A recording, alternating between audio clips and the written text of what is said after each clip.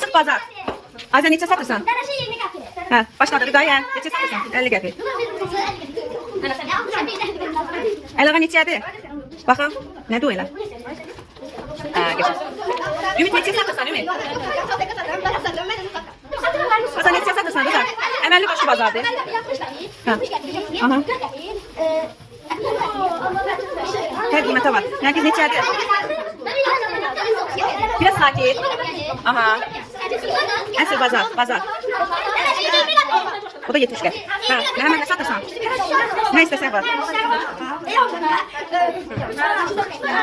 Hə. Bu lələkli qələmin neçədir? Rəfail sən neçə satırsan? 20 qəpik. Kifayət sən? Kifayət. Neçə satırsan?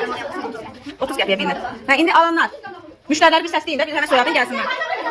Müştərilərdə həvəs oyandırın. Satıcılar necə eləyir? Necə həvəs oyadır? Hə? Rıza, necə həvəs oyandırırsan alıcılarda? Həvəsləndirin gəlsinlər alsınlar da, görək nə alırlar.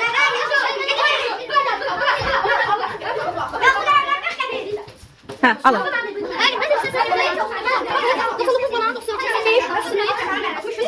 Şokolad. Git sat, görək nə satabilirsən.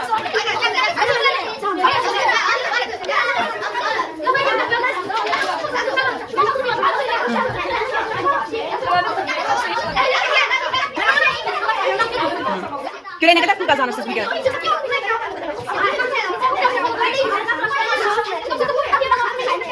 Nə?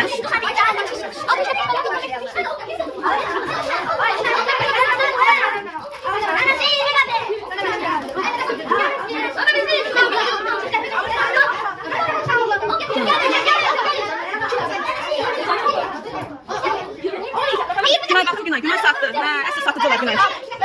Ne kadar pul kazandı?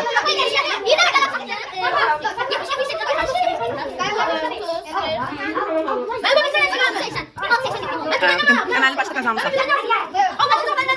Həvəs oyadın da, həvəs oyadın gəl balsınlar.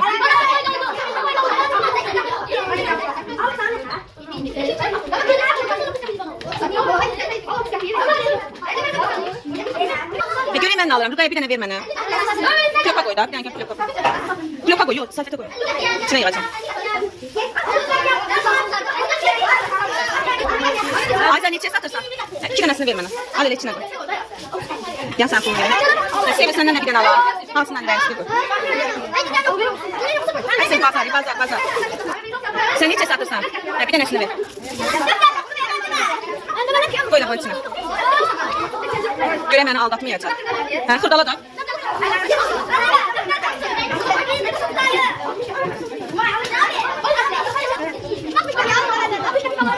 Rəfail nə satırsan? Neçədir? Bir dənəsini alaq səndən. Kifayət neçədir? Hə? Bir dənəsi 30 qəpik, versən də mənə bir dənə. Elə kişmişdir. Vay, səsə bax. Hamı satmağa çalışır. Ümid, soku neçəyə verirsən, Ümid? Sok var, neçəyə verirsən? Hə?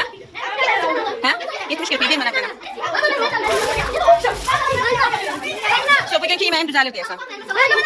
Alacaq səndən qalın. Neçədir Rıza? Nə? Bunun içində nə var? Toyuq əti. Bu nədir bəs? Nə? Çuğu nədir? Hə. Neçədir dedin? 50 qəpik. Nərgiz neçədir Nərgiz? Bir dənəsini ver.